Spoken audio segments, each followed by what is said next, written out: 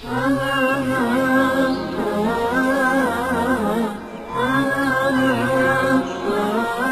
اللہ صلی اللہ علیہ وسلم ارشاد مبارک تے فرمائی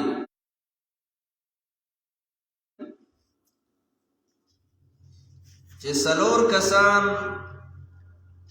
داسې دي چې څلېرش ګنټې د الله تعالی د غضب وریځ په هغوی باندې خوري.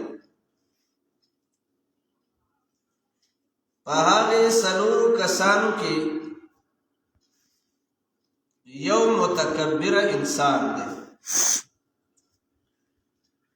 او دویم هغه زنانه چې هغه بې حیایي او دریم بد اخلاقه او سلورم پچا باندې برنه حقا الزام لګونکي. نبی کریم صلی الله علیه وسلم فرمایي چې سلور کسان داسې دي چې څلېرش ګنټې د الله تعالی د غضب وریځ په هغوی باندې خوري. په بل روایت کې راځي چې نه الله نفل قبلي نه الله فرض قبلي بلکې د وړمبو جهنميان دي. په هغه څلورو کسانو کې یو متکبر انسان دی، دویم بے حیا زنانه ده او دریم بد اخلاقه او سلورم پچا باندې برنه حقا الزام لګول، تهمت لګول. گناہ چې دی کو هغه وړوکی دی او کلوی دی، هر یو د تباہی باعث او هر یو د الله د نافرمانی سبب دی. خو بیا په گناهونو کې بعضې داسې گناهونه چې هغه دنیا او آخرت دواړه هلاکوي د انسان. یو نیم داسې ګناهي چې د انسان د ذاته پورې محدودي او یو داسې چې هغه قومونه غرق کول کوي، هغه بربادي راوړي. نو په هغې کې چې د ټولو نه وړاندې چې د انسانیت او د شیطان چې کم شخړه راغلې ده او تر قیامته پورې به نو په هغې ګناه کبیرو کې هغه د تکبر ګناه ده. تکبر یو داسې شیز دی چې د دې په ذریعه سره چې آدم علیه السلام الله تعالی کله پیدا کو جوړې کو نو الله تعالی ورته وایي اسجدو، نو ټولو فرشتو باندې سجده یې وکړه الا ابلیس، خو شیطان ونه کړه او وجې سو ابا انکار یې وکړو واستکبر او تکبر یې وکړو وکانه من الکافرین، ځکه چې په علم د خدای کې دی د کافرانو. نو یو معنی دا شوه چې کم سړی تکبر کوي یا کمه ښځه تکبر کوي نو دا کافر وي، چې مسلمان وي نو دوی به تکبر نه کوي.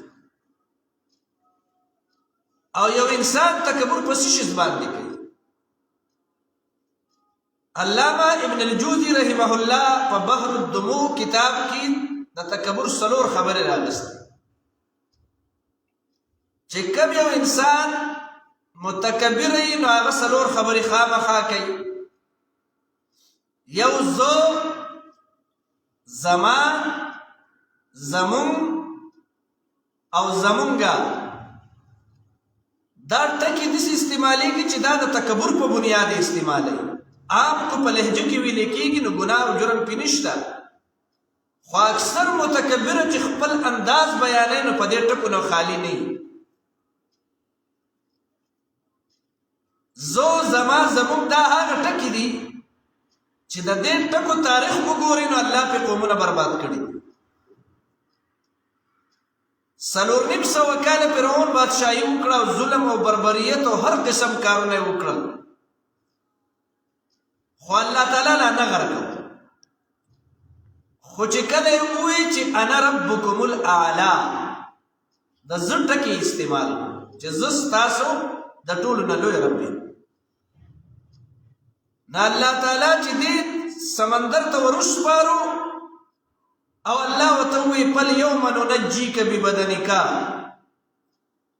دا نن ورځ ستا د وجود چې دی د خلکو دپاره عبرت وساتم. اوس هم په احرام مصر کې پروت دی.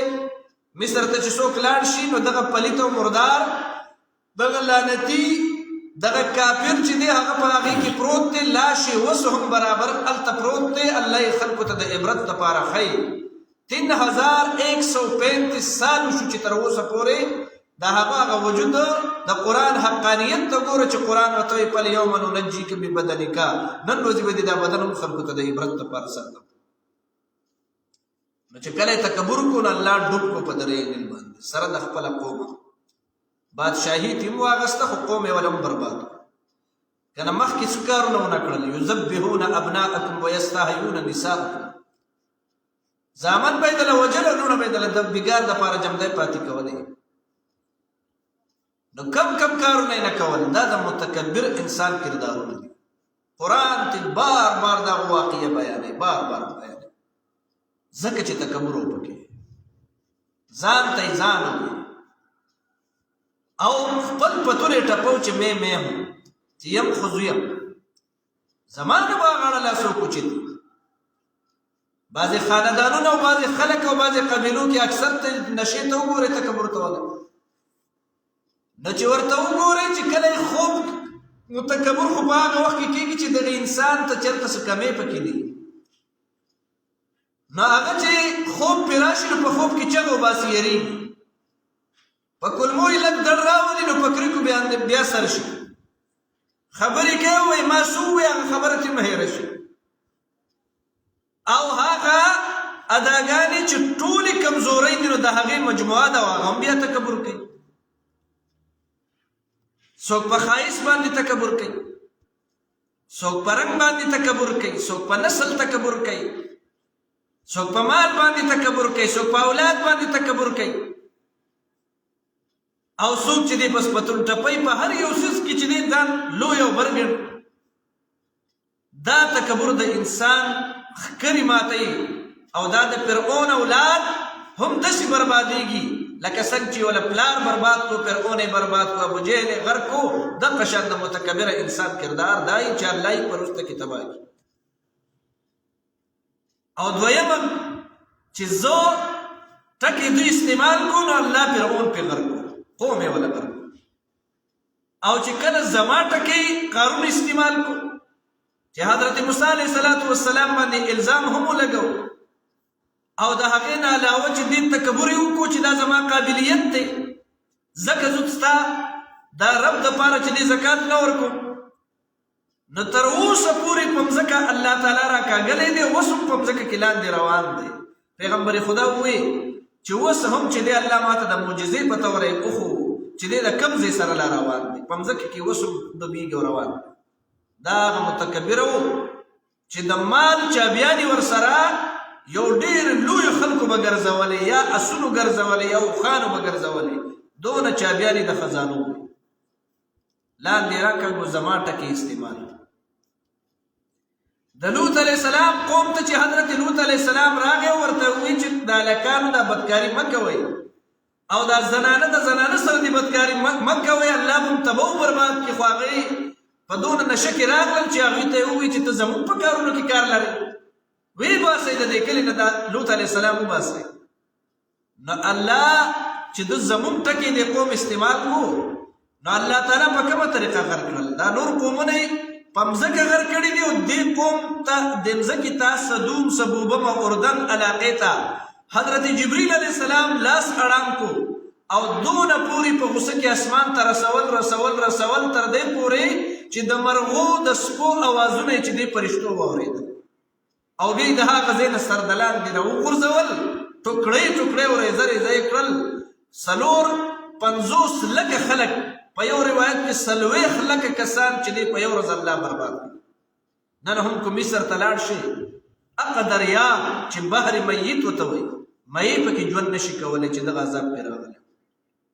اوس هم هغه عمل شروع دی، په کوڅه کوڅه روان دی، هېڅ جرم یې څوک نه کوي. خو چې کله یې د زموږ ټکې استعمال کو د لوط علیه السلام قوم چې دی وباسي دی زموږ په کارونو کې کار لري، نو خدای چې دی نسل در نسل تباه. عجزي اختیار کا، عجزي اختیار کا، خدای به دې اوچت کړي. कि दाना खाक में मिलकर गुलू गुलजार होता है। दाने چې ځان خاورو ته وسپارو الله اوچت کو او سر و چې دنګېږي نو آخر به سر د لاندې شي. سر و چې څونه دنګه شي نو په دې کې تکبر راشي، الله پې توپان راولي. کم بوټي چې هغه دنګ بوټي چې توپان راځي الله تعالی اول هغه پې اړی، سر د لاندې پې اړی. هغه په وړوکي بوټي باندې چې دې توپان نه راځي او هغه نه اوړي، خو چې راځي نو په دنګه ونه باندې الله راولي او هغه سر د لاندې پې راغورځوي. تکبر یو داسې ذلیل عمل دی چې دا ټکي دې هم استعمالول او د زړونو د پکې لویي او په خلکو پورې دې مذاق کوو، په نسل پورې دې د چا مذاق کوو، په شکل پورې دې د چا مذاق کوو، په کاروبار پورې دې د چا مذاق کوو، نو مذاق بشي. من ضحک ضحکا، چا چې په چا پورې وخندل الله پورې خلک خندي، چا چې په چا پورې خندا وکړه الله تعالی پورې خلک خندي. خوشحالېږي چې الله تعالی در پورې خلک په دشمن پورې د خلک وخاندي. دا ستا هغه قوت دی چې ته به ورته ګورې چې زه زړه په ما پورې خندل چې مین نه وم، اوس به زه در پورې خاندم، زما وار دی. څنګه چې یو شاعر وایي چې زړه په ما پورې خندل چې مین نه وم، اوس به زه در پورې خاندم، زما وار دی. پیغمبر خدا وایي من ضحک ضحکا، څوک چې په چا پورې خنداګانې کوي، مذاق کوي، خلک پورې الله بیا خندوي. کنه بل حدیث کې فرمایي ولا تسخر باحد من الناس، دا الله په مخلوق پورې مسخرې مه کوئ، ټوکې مه کوئ. دا ډېر خطرناک عمل دی او دا ټوکې چې هر سړی کوي په چا پورې، دا به متکبر وي، دا به لویۍ والی دی، به تکبر او لویۍ او دغه کوي. نو په دې بنیاد باندې به چې دی الله تعالی دی بربادوي. او چې څوک دا چغې وباسي یوازې دې نه غر کېږي، دې بچي او لوسي درې وړول الله تباه کوي. د متکبرینو نسل الله بربادوي. د تکبر په څه شي کې چې د خاورو نه پیدا او په دې خاورو کې ښخېږي. نن د خاورو یې د پاسه، سبا خاورې ستا د پاسه، بیا په څه باندې غرور کې د اخلاص توبه وباسه چې د خاورو د پاسه توم ګرځې او د خاورې سبا به ستا د پاسې. نو کم یو داسې عمل دی چې په هغې باندې بیا غرور کې او تکبر کې او لوی کې. مونږ انسانان یو، انسانان یو. دا انسان چې دی د په باره کې الله ویلی و چې خلق الانسان ضعیفا، ما انسان ډېر کمزوری پیدا کړی دی، دا ما ډېر کمزوری پیدا کړی. نو په تکبر باندې پتون مه ټپوه، لوی مه کوه. د لویۍ صادر د خدای سره خایېږي، د لویۍ صادر د خدای سره خایېږي. د شیطان پې د کلونو عبادت لاړ، د شیطان پې د کلونو عبادت لاړ، 50,000 کاله عبادت یې کړی، الله برباد کړ، الله برباد کړ. نو دا چې کم متکبر انسانی د هغه د تکبر زور الله تعالی هغه پړی شلی او خدای نسل در نسل بیا ختم کی. قومونه په دې باندې عادیان په تکبر تباه شو، سمودیان په تکبر تباه شو، قوم لوط په تکبر تباه شو.